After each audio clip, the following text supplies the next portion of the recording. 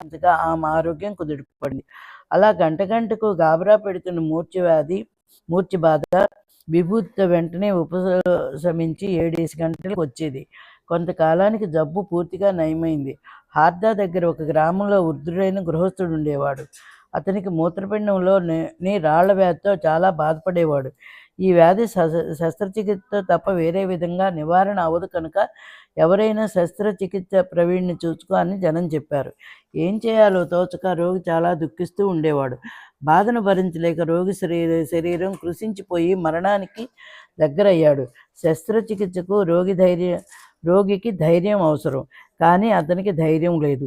దైవవశాత్తు అతని దుష్కర్మ ముగిసిపోయింది. ఆ వింతను వినండి. ఇక్కడ ఇలా ఉండగా సాయిబాబా భక్తుడైన ఆ ఊరి ఇనాందారు ఊరికి వచ్చాడు. అతని వద్ద బాబా విభూతి ఎల్లప్పుడూ ఉంటుందని అందరికీ తెలుసు. రోగి బంధువులు వచ్చి అతని విభూతి కోరారు. ఆ ఇనాందారు విభూతిని ఇవ్వగా దాన్ని కుమారుడు నీటిలో కలిపి తండ్రికి ద్రాగించాడు. అంతే. 5 నిమిషాలు గడిచాయో లేదో విచిత్రం జరిగింది. విభూతి ప్రసాదం శరీరంలో పడగానే మూత్రపిండంలోని రాయి కదిలి వెంటనే మూత్రద్వారం నుండి బయటికి జారిపోయి రోగికి బాధ తగ్గింది. ముంబై పట్టణంలోని ప్రభుకాయస్థ జాతికి చెందిన ఒక గృహస్థుడు ఉండేవాడు. అతని భార్య ప్రసవ సమయంలో ప్రతిసారి బాధపడుతుండేది. ఎన్నో ప్రయత్నాలు ఉపాయాలు చేసినా ఏ ఒక్కటి ఉపయోగపడలేదు. ఆ స్త్రీ ప్రాణం పోతున్నట్టుగా తప్పించిపోతుండేది.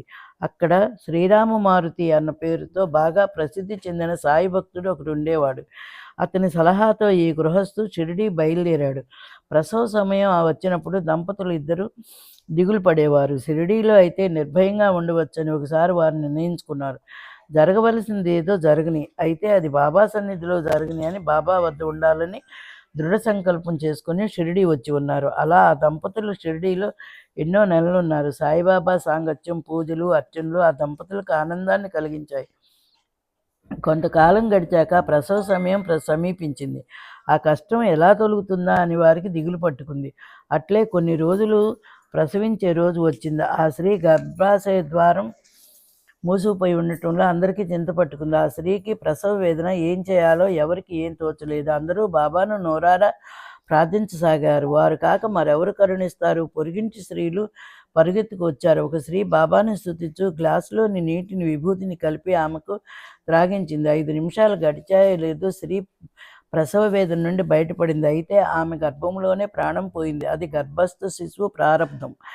ఆమెకు మరలా గర్భం కలుగుతుంది. కానీ ఆ స్త్రీ ప్రసవ భయం నుండి బయటపడి సుఖంగా ఉంది. ఆమె ఏ బాధ లేకుండా ప్రసవించింది. పెద్ద గండం గడిచిపోయింది. చింత తీరింది.